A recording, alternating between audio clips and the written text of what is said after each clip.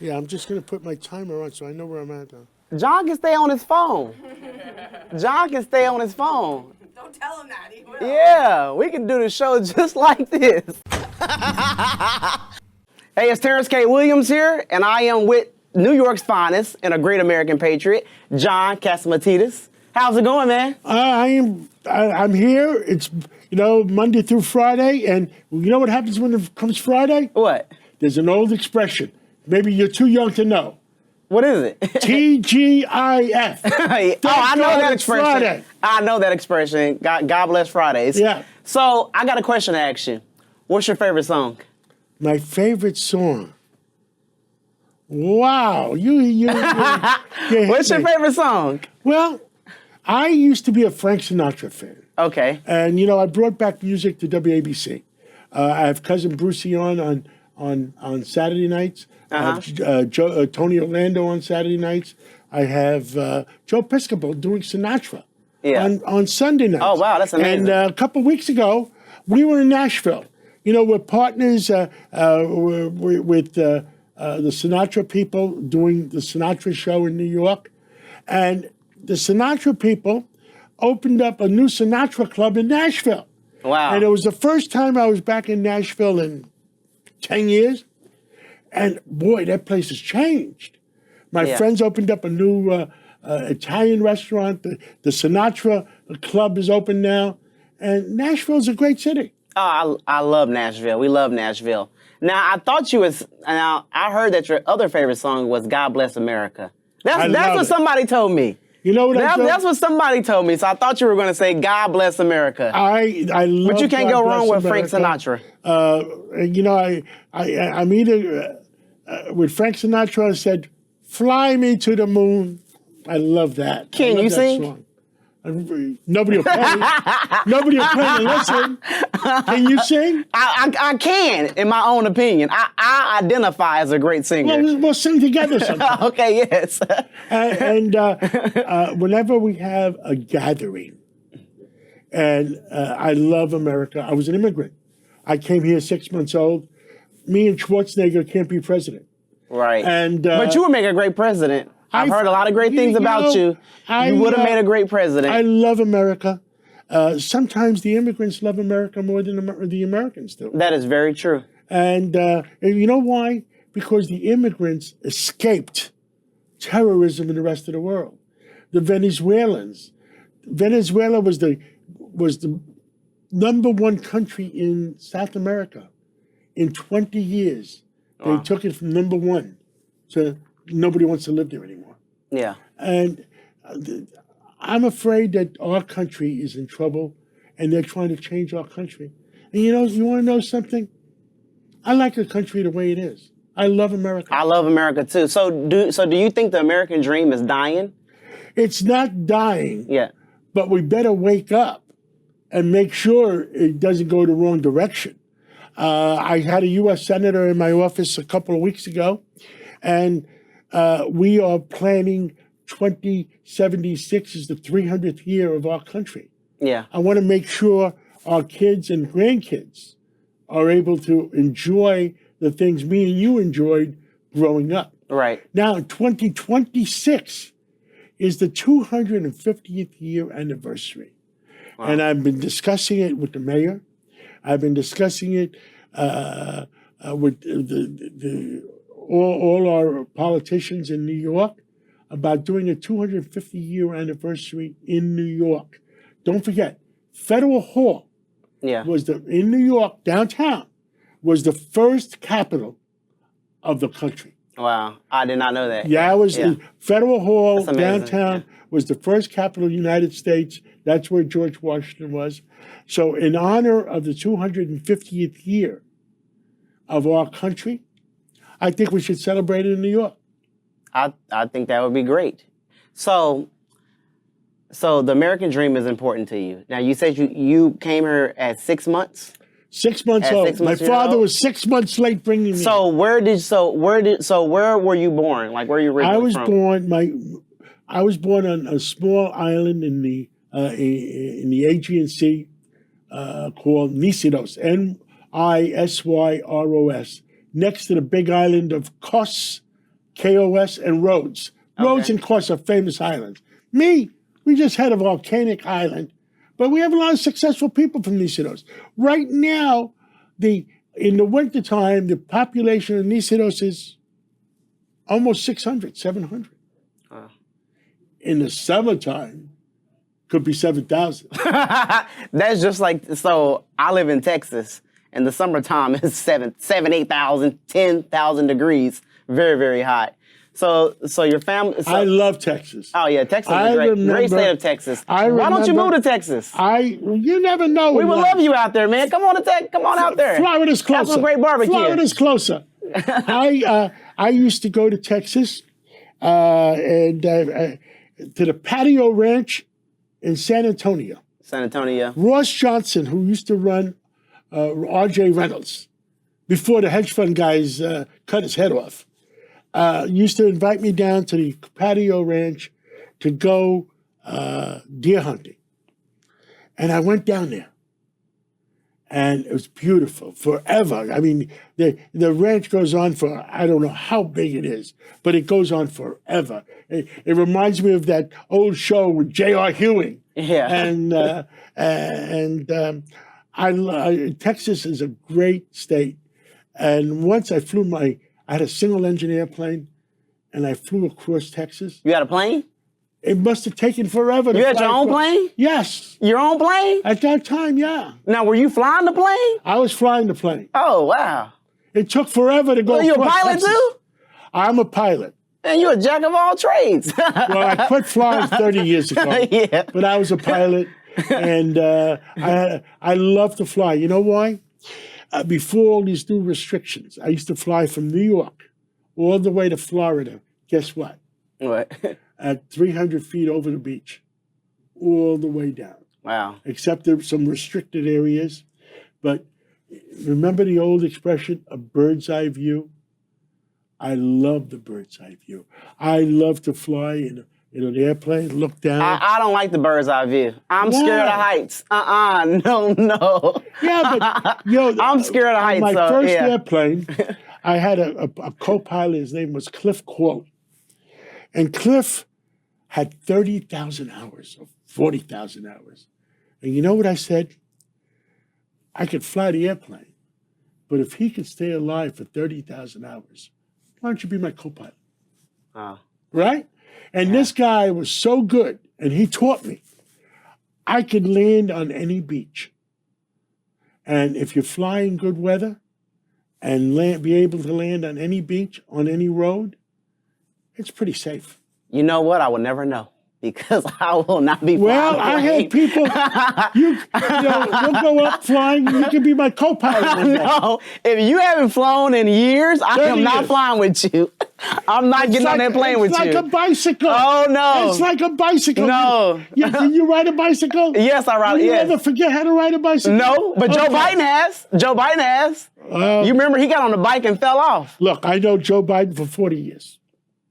And lately, he's been forgetful. Yeah, very I'm sure forgetful. He's still a nice guy, but he's been forgetful. Wow. So, man, it's just amazing hearing all these stories from you. So you were an immigrant. Your parents came over here, and and you came over here, and it sounds like you have been living the American dream. I grew up, my father came over. My two grandfathers came over in 1913. 1913. That's a long time ago. I mean, that's like 1,000 years ago. Almost. Almost. Yeah. And they were looking for the streets paved with gold. Yeah. It took me 100 years to find those streets. They were looking for the streets? Paved with gold. They were looking for gold in the streets? They were looking, that was the old expression. Yeah. Where are the streets paved with gold? Because America, okay, got you. I got come you. to America, you would have streets paved with gold. And the joke I tell is it took me 100 years to find it. Wow.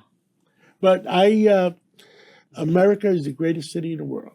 And my father, when he came over after World War II, because my father used to work for the Italian government, watching a lighthouse by himself for 17 years. 17 years watching a lighthouse on a piece of rock. If you look at my book, there's a picture of a lighthouse. The whole island is one piece of rock. So he's just sitting on a rock. Sitting on a rock. Looking at a lighthouse. Making sure that lighthouse goes on every night. While they just sitting on a rock looking at the light for hours? Yes. 24 hours a day, 7 days a week. He had to make sure that lighthouse went on every night. Just look, he couldn't take a nap. No, well, He had to make sure. he had to make the lights Because if he dozed off and those lights went off, he would have lost his job. Because he would have somebody lost it. Somebody would have crashed into the rocks. Yeah, exactly. That's quite the job. Yeah. You know, a lot of people today would not do a job like that at all. They would not do it. Some people can't even work 5 hours a day, and they're like, "Oh, this is too much." So your dad worked very, very hard. That is the difference, and that's one of the reasons I wrote my book. That is the difference between people having a success or people being failures. I said this crap about, oh, I only want to go to the office 3 days a week. Well, I'm glad Jamie Dimon from J.P. Morgan finally put his foot down and said, you want a job? You got to be there 5 days a week. Right, get in the office. And you know, when I wake up and come to work. And when I went to the university, when I went to NYU, it was 5 days a week. Now, the kids, you can align your schedule and only be there 3-4 days, 3.5 days a week. People have to learn. You know, one of the definitions of success is? What's that? Work hard. The chances of being successful is more so that if you work hard, you're going to become successful. Exactly. If you go to work 3 days a week, guess what? You're going to fail. All right. You know what? You are right about that. Work hard. Work hard. And that's what a lot of Americans don't understand today, is that if you really want something, you have to work for it. And like you said earlier, there are a lot of immigrants who love America more than people who were born here in this country.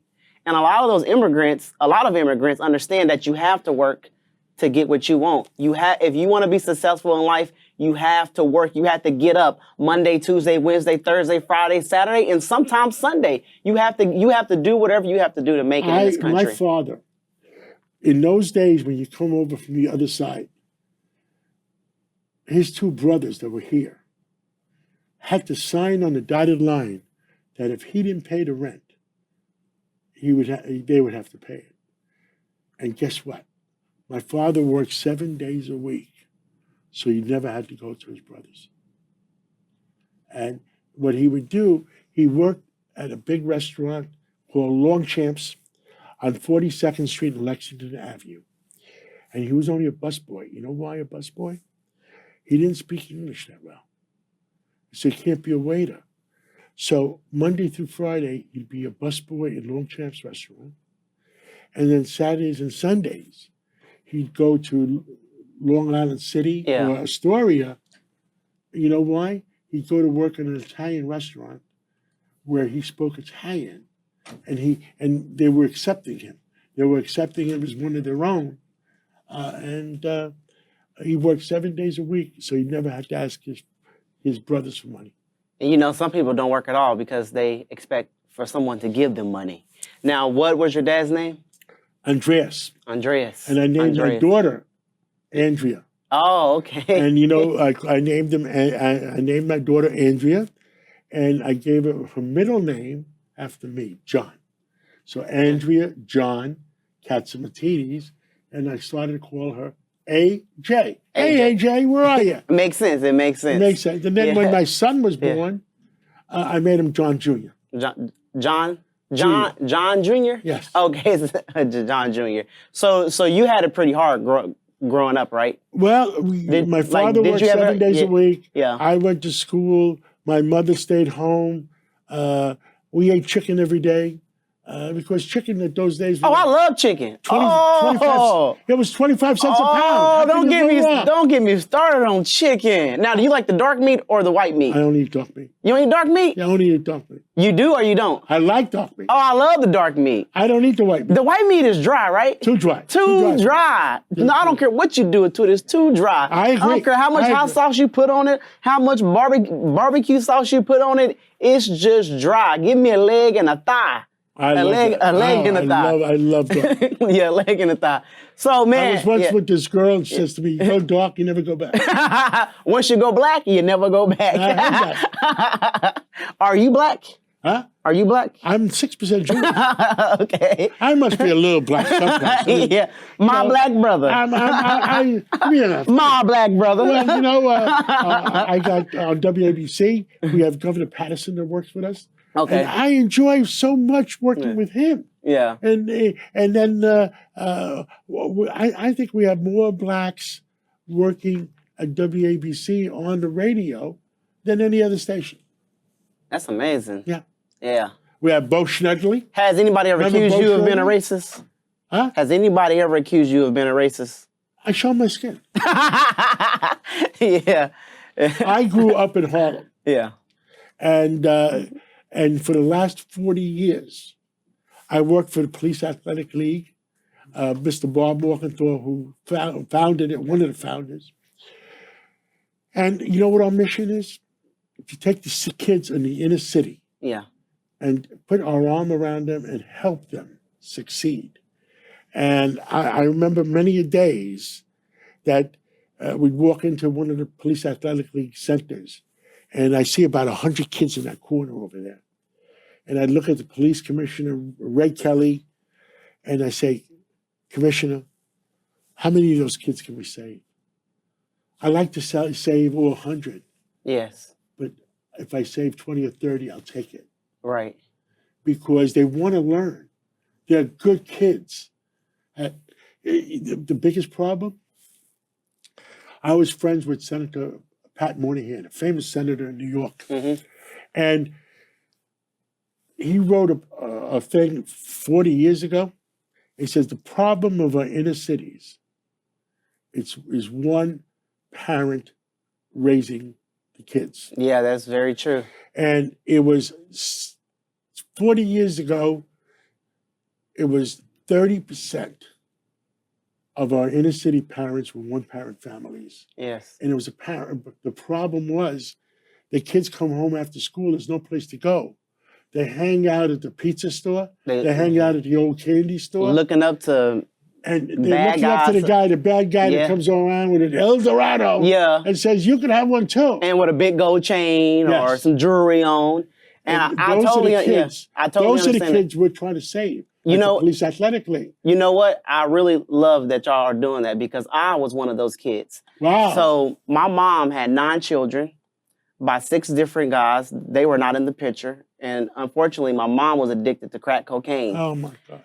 And not only did she have 9 children, when I was 2 years old, when I was 1, my 13-year-old sister at the time, she had already had 2 kids by the age of 13. So my mom she had her first child at 11 years old, second child by 13. So my mom had grandkids and she had her own children that she couldn't take care of. And my mom, she was addicted to crack cocaine, so it controlled her, and she, neglected. So she ended up neglecting us, and a lot of us went to the system. So I was in the children's shelters. I bounced from home to home. But the greatest thing is this, that I live in America. So even though I went through all of that, I'm here today talking with a billionaire, a great man who's also... I never forgot where I came from. Yeah, who's never forgot. I'm there with you. I'm there with you. Yeah. I never forgot. Yeah. Now, let me tell you the other part of the problem. I told you what the problem was 40 years ago where Senator Moynihan said 30%. You know what the problem is now? What? The number is now 70%. So the problem in America's inner cities are worse. Right. So how do we fix it? How do we fix it? It's not easy. Yeah, exactly. Like I said, remember those 100 kids in the corner over there? Yeah. We still want to save 20 of them, 30 of them, 40 of them. Yes. I'd love to be able to save 100 of them. But if you save one, I could sleep at night if I could save one. If you can save one, Who saved you? That's amazing. So I bounced from home to home, and I had a great family who adopted me eventually when I was in my teenage years. So I bounced. I was living in children's shelters, and then I bounced from foster home to foster home. And then my mom, she would do good sometimes and pass her drug test. Then she'd get us back, then lose us the next week. But eventually, a great family adopted me, and they saved my life because I could have aged out, And for them to, and a lot of people do not adopt teenagers at all. A lot of people do not adopt teenagers. So we need more people who can adopt, to also adopt. Don't forget about the older kids, you know, because they need love too. Of course, it's not going to be easy raising a child that is not yours, who has problems. You need love. But we need all Americans to come together. And you know what I talk about in my book? I had a mother and a father, which was good. But I also, when I ended up going into business, I had what you call mentors. I appreciated the old guys, the guys with a little bit of gray hair. And I would sit there and try to get advice from them. And I would say from the age of 17, 18, I had a dozen mentors. Yeah. And I learned as much as I could learn from every one of them. From one of them, I'd learned a little bit about the grocery business. From another one, I learned a little bit about the real estate business. Yes. From another one, I learned a little bit about God. So what I say to every kid, learn from your elders. Learn a little bit from this guy, a little bit from this guy. But learn from the elders that have succeeded in life. Don't learn from the hustlers in the street. Right. If your mom is working, go to Police Athletic League and hang out with police department folks, or learn how to learn. Don't hang out on the corner in the pizza store. But that's why we need more mentors. You need more mentors. We need more men who will we need more men to step up and go to these communities and talk to these young boys. Let them know about these police, what you call Police them? Athletic League. Yes. PAL. Yeah. So let them know about stuff like that. And you have the boys clubs. Yes. And some people don't have elders to even talk to. You need it. Some people don't have that, because if they, every city yeah, should organize a police athletic league where you're partners with the police department to help the kids of the inner city that don't have. Yes, they need male figures in their life. They need figures. Because once I had a male figure in my life, he told me, I love my adopted dad, Terrence. Pull your pants up. You look stupid. Why are you sagging? You look dumb. Well, pull your pants up and look like a gentleman. But if I didn't have that, I would probably be in the streets right now. I'd probably be gangbanging somewhere, because there were times where I looked up to gangbangers. Oh, I want to be a thug. I want to be a gangbanger. So, but thank God that a loving family adopted me, and I finally had a father figure in my life to let me know right from wrong, and to let me know and to stop me from going down the wrong path. I remember opening up, we were in the supermarket business too. Okay. So we got something else in common, but I'm gonna let you go. I opened up a store in Harlem. Okay. And these three kids come over, and they were wearing their hats backwards, their shirt out, and it's, hey man, can I get a job, man? Y'all hiring up in here? I said, sure, there are jobs available. I said to them, there's jobs available. But you have to clean up a little. Yeah. You have to, wear your hat right. Yeah. Wear your shirt right. And actually, if you're looking for a job, don't come in here with a hat on. Take your hat off and then come in here and ask for a job. Clean cut. Yeah, clean cut. And I, and when I got involved in a scholarship fund to give scholarships out to kids, and I brought in a lot of people to talk to the kids, whether they're elders people, people in real estate. Yeah. I had one time the head of the FBI in New York. He came and said, "Look, there's a career for you in the FBI. There's a career for you in the police. Yeah. But all you have to do, finish your education, stay clean cut. Don't don't get weak and start looking into drugs. All right. And if you stay clean, but all these kids, they need somebody to look up to. They do. And unfortunately, we have too many kids looking up to the wrong people.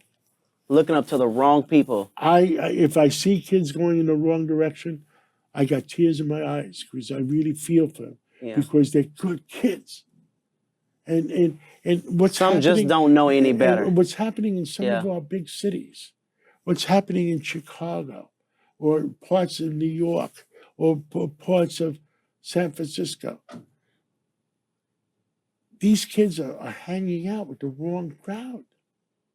But you know what? It's the media. They watching. It's what they see on TV. They make it cool they look up to these rappers, hip hop stars, and they're glorifying drugs and sex and all of this stuff. They're looking up to that, and then they're bad mouthing officers and people in law enforcement. So now a lot of kids don't look up to police officers because they are the police officers are crucified on TV. So these kids are looking up to they're looking up to bad guys, people in everything is going all in the wrong direction. So we got to make it cool for kids. We got to make it cool for kids to look up to police officers, to lawyers, to doctors, not just to movie stars and people who flash money, there's more to life than What's the lifespan of a drug dealer? Ooh. Not much. Not much at all. Not much. You end up dead or you end up in jail. That's it. It happened to the greatest drug dealers ever. John Gotti, Pablo Escobar, they all end up getting killed or ended up in the penitentiary. And that's where, look. Because that is the only road when you're going down there. There's not going to be a United States of America. Yeah. Unless we take care of our young kids. Yeah, we have to. And you know what the other problem is right now? Our education system. Because what happened with COVID, the kids are not getting the education system from our teachers. And I don't want to say anything bad about teachers' unions, because 95% of the teachers are great. Yes. Those 5% that are not great, all they care about is how much they can get away with and still get a check. Mm-hmm.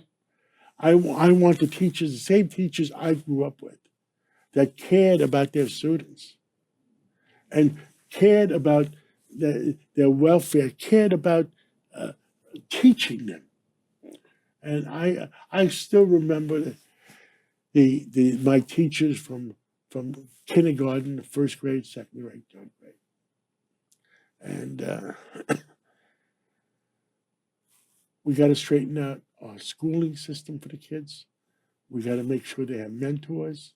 We got to make sure that they don't, these drugs that are coming in. I'm going to give you a statistic you don't know. In Vietnam, 54,000, 57,000 Americans died. In Korea, 50,000 Americans died.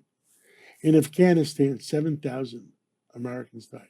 So between Vietnam, Korea, and Afghanistan, over the years, 3-4 years of the war, 120,000 Americans died. In the last 12 months, just 12 months, from fentanyl, over 107,000 kids and Americans have died. We have a problem. And nobody in Washington is doing anything about that. And that fentanyl and those drugs are flowing right through the border, and nobody's doing anything about it. It's wrong. It's sad. It's wrong. It's sad. It's sad. This country is we will not, just like you said, we will not have a country if we don't fix these problems. We will not have a country if these politicians do not step up and at least act like y'all care. Act like you care about America. And just pretend like you care. I cry. Yeah. I cry every day when I think about it because those kids deserve better. And every child in America deserves better. And some of these people that are the woke culture in Chicago and in New York that won't put I'll tell you what I said to the governor in New York. And I say to the governor is that there's 20 million Americans in New York State, New York City, New York State. The police commissioner, who's a woman and she's black, good lady. Yeah. There's 3,000 violent, repeat criminals. I said to the governor, who do you care about? 20 million New Yorkers that want to live here safe? Or 3,000 violent, repeat criminals that have been creating violence, criminals, and 5 times, 10 times, 20 times? I said, what happened to the old adage? 1 strike, 2 strikes, 3 strikes, you're out. Yeah. Violent criminals. I said, somebody that steals water, okay, don't put him in jail. I don't give a shit. Yeah. Pardon my language. But violent criminals. But violent criminals, because they're the ones that are killing the black and brown kids in our cities. Exactly. Exactly. And you know, I get a lot of the politicians saying, but nobody wants to talk about and the facts. nobody's doing anything about it. They don't care. They say they care. Now when You now put when they away those 3,000 violent criminals that don't deserve to be with society, and you have much better cities. Exactly. But they act like they care when they want to win. Absolutely. When they want to win an election, They lie. They care. Oh, we love everyone. We They care lie. about your life. We care about black lives. We care about. No, you don't. You care about winning, and you care about stuff in your pockets. That's all you care And about. I cry over it. And cry over it. Just ridiculous. Yeah, man. And you know, one thing I want to. So you mentioned something about a grocery store. So you were in the grocery store. I started a grocery business. Yeah. Went right out of college because I was 8 credits short graduating, and I would look at the calculus equation on the board and say, "Holy cow! How am I going to make a living on that?" I looked at it. I said, "What am I doing?" So I started working in a grocery store. Yeah. And I ended up owning the grocery store. Hold on. You end up How do you go from working in a grocery? Now, this is something you normally don't hear. This is something you end up working in the grocery store, the same grocery store that you worked at, you end up owning it. Yes. Well, you must, now, please explain. Well, it was like a guy named Tony I used to work with. He was like a big brother to me. I was working when I was going to college for 4 years. I said, I went for 4 years. Yes. I didn't graduate. And he was having arguments with his uncle. They were partners in another store. And you know, when partners don't make money, you know when you have arguments? Yeah. When you don't make money. Right. Okay? If they don't make money, there'll be no argument. Yeah, you be fighting. Yeah, you're fighting. And what happened would be, he came to me one day. I was a senior in college. He says, John, I don't want to have family problems. You got to go take my partnership in that store. You be my uncle's partner. Did he make you pay for the partnership? Yes. Okay. $10,000, $1,000 a month for 10 months, 10 notes. I didn't even know if I could make $1,000. How much was $10,000 back in the day? Like, what was that A equivalent lot of to money. now? I'll give you an example. If I would have graduated and I went to work as an electrical engineer, I'd be making $229 a month. No, a week. A week. Okay. So $10,000, so $229,000 a month, about $12,000 a year. It's almost a year's engineering. That's a lot of money. A lot of money. So I said, okay. So I went to, I took the partnership. He says, don't pay me for a few months. Just get it started. And I'm such an easygoing guy. I never had one argument with his uncle. Not one. Not one. I worked hard. I went to school from 8 o'clock in the morning to 4 in the afternoon, Monday through Friday. At 4 o'clock, I'd go to the store, work till 1 o'clock in the morning, and so on and so on and so on. And we ended up making enough money. I made $500 a week. I made $1,000 a week some weeks. Yeah. I paid him off. And me and his uncle never had an argument. Never had an argument. So did y'all open up some more stores after that? Yes, and Okay. that's how we went on and on. And if you buy the book, Yeah. you'll find out how to make money. Yeah. How far do you want to go? How far do you want to go? How far? You know how far I went? How far? I created my own pancakes. They're called Cousin T's pancakes. Tell me about it. And I love pancakes. And I just got into my first grocery store retail chain called Sedano's out in South Florida. I love and after they cancel Aunt I'm Jemima. diabetic. So I have gluten free, and I'm gonna make some sugar free just for you. I look Some sugar free just for you. I look forward. I look forward to it. So you remember they canceled Aunt Jemima, right? They took her face from off the box. I didn't understand it. Yeah, they took her face from off the box. I wasn't prejudiced about pancakes. Yeah, right, exactly. They took that sweet black woman's and face they took off. away Uncle Ben. Yeah, they took my away uncle. Ben. Yeah. So what I did is I created Cousin T's pancakes, and my face is on there, and it's been doing great. I got hundreds and thousands of customers. They love the mix, and I just got into my first retail chain. So we have something in common. You know, I'm happy to hear that, and I love pancakes, and I look forward to spending more time with you. But I think I'm out of time. You out of time? I'm out of time. Can I get one more question? Absolutely. I have to ask this question. The ice cream bandit story. I heard that you put out a $10,000 reward to find the person who stole It was a pint. $5,000. A $5,000. Because what they would do is they come in. Haagen-Dazs is the best ice cream. It's really good ice cream, and we're selling it for, I forget, $6.99 or whatever, $5.99, and they come in and steal 50 pints of Haagen-Dazs. So 50 pints at $7 is $350. Yes. And you know, it's melting assets. So they would go to the bodegas, which is a small grocery store, and sell it to them because Haagen-Dazs. So they're at fault. They wouldn't sell it to the bodegas. They would only sell it to the supermarkets. Oh, I see. So these guys were in the moving business, moving from the supermarkets to the bodegas. And we put out a $5,000 reward in the newspaper.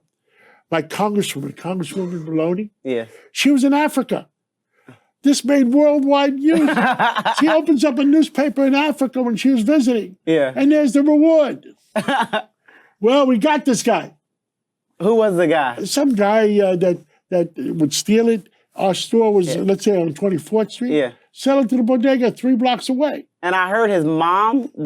Mom turned it in for $5,000. That's amazing. So the mom turned it in for $5,000. Well, I'm glad you found the bandit, and you know. I look forward to spending more time with you. Thank you so much, man. And, I really appreciate you. And God bless you. God bless you. God bless you. Thanks. Thank you. Thank you.